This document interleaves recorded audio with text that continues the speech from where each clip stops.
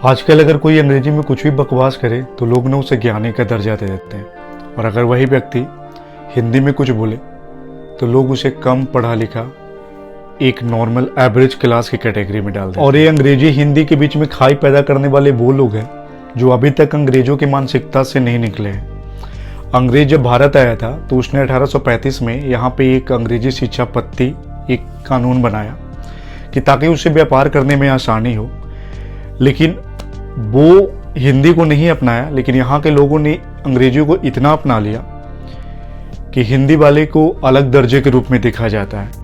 और मुझे लगता है कि जब तक पृथ्वी पलटेगी नहीं तब तक लोग ये इसी मानसिकता में जकड़े हुए रहे। अंग्रेजी का प्रदूषित कीड़ा अभी इतना फैल गया है कि भारत के जो सबसे बड़े संस्थान यूपीएससी जिससे IAS IPS निकलते हैं, उसमें जहाँ 2013 में 17% लोग हिंदी माध्यम के छात्र थे जो वहाँ से IAS IPS बनकर निकले, अगर 2020 की बात करें तो ये आंकड़ा मात्र 2% रह गया है। तो आप सोच सकते हो कि हिंदी और अंग्रेजी के बीच में कितना खाई पैदा होते जा रहा है। आजकल लोग धन्यवाद नहीं थैंक बोलते हैं। जिनको अंग्रेजी नहीं भी आता है वो भी धीरे धीरे इस भेड़ चाल वाली भीड़ में शामिल हो रहे हैं। वो 2-4 वर्ड जुगनू जैसे अंग्रेजी के रट लेते हैं और उसके बाद वो गांव में या यहाँ वहाँ कि जहाँ पे लोगों में इंग्लिश को लेके कम अवेयरनेस है, वहाँ पे तितकी जैसे लहराते चल रहे हैं और उसे सिर्फ 3-4 ही वर्ड पता है,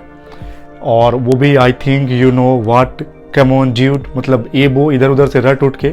इसके अलावा उन्हें XYZ कुछ भी नहीं पता है और वहाँ पे बोलते जा रहे हैं। अभी के कल्चर में लोग हिंदी बोलने में अपने आप को अपमान समझते हैं और अंग्रेजी बोलने में सम्मान की नज़र से देखते हैं। इनफैक्ट इसके पीछे मैं बोलूँगा कि गार्जियन का भी दोष है। लोग बहुत ही गर्व के साथ बढ़ चढ़ के बोलते हैं कि अब मेरे बच्चे के स्कूल में तो हिंदी बोलना बंद है।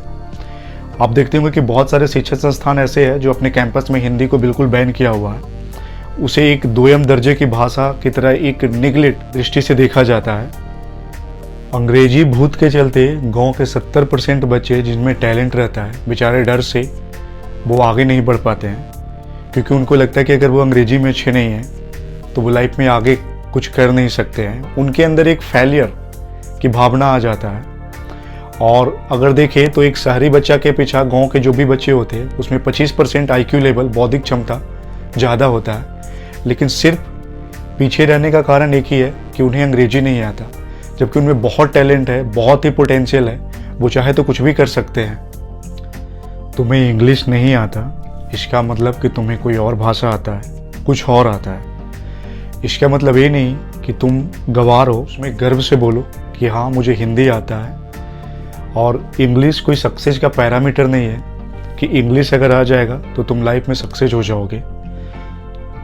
इंग्लिश वाले शिकारी के चक्कर में तुम शिकार मत बनो। तुम्हें इंग्लिश नहीं आता इसका मतलब है कि तुम एक शुद्ध भारतीय हो जिसे अपने लैंग्वेज में मज़ा आता है और तुम उसी में आगे बढ़ो। तुम एक बात याद रखना, तोता हमेशा दूसरे की भाषा बोलता है, इसीलिए वो जिंदगी भर पिंजरे में गुलाम रहता है। तुम बाज बनो, किसी और की भाषा नहीं, अपनी ज़िंदगी जियो, अपनी भाषा बोलो, हमेशा आज़ाद रहोगे। विश्व के बहुत से टॉप कंट्री जो विकसित राष्ट्र की श्रेणी में आते हैं वो अपने यहाँ अपनी लैंग्वेज का इस्तेमाल करते हैं और उसी में उनका सारा कार्य होता है। लेकिन हमारा सिस्टम अंग्रेज़ों के काल से वही चलते आ रहा है और ये सड़ा सिस्टम ज़बरदस्ती हम पे थोपा गया है, जिसमें अगर कोई बच्चा कितना भी टैलेंटेड हो, उसे अगर अंग्रेजी नहीं आता है तो इस पेट के चलते उसे सीखना पड़ता है। और जहाँ पे वो कुछ और कर सकता था वहाँ पे उसका पोटेंशियल, उसका ध्यान डिमोटिवेट होकर अंग्रेजी के पीछे लग जाता है और वो फिर लाइफ में आगे नहीं बढ़ पाता है। लेकिन जो मज़ा अपना भाषा में लोकल लैंग्वेज में है ना, वो किसी और लैंग्वेज में नहीं। इसीलिए गर्व से कहो तुम्हें जो आता है तुम वो बोलो और उसी में आगे बढ़ो। एक कुछ तुच्छ प्राणी जो होते हैं वो आज भी अंग्रेजी में वार्तालाप को ही उच्च समझते हैं, तो उन्हें इग्नोर करें।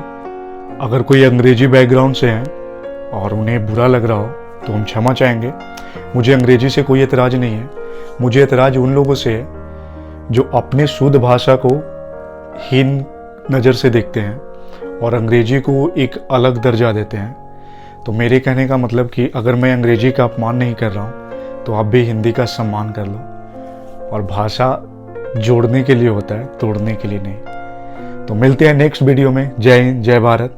और मुझे उम्मीद है कि वीडियो आपको अच्छा लगा हो, और कहीं भी जाओ तो बोलो गर्व से कि हम हिंदी वाले हैं, या जो भी आपका लैंग्वेज आता है उसी में अपने आप को एक्सप्लोर करो, आगे बढ़ो। तो जय हिंद, जय भारत। मैं आर्यन शर्मा, और प्लीज़ सब्सक्राइब कर देना इस चैनल को।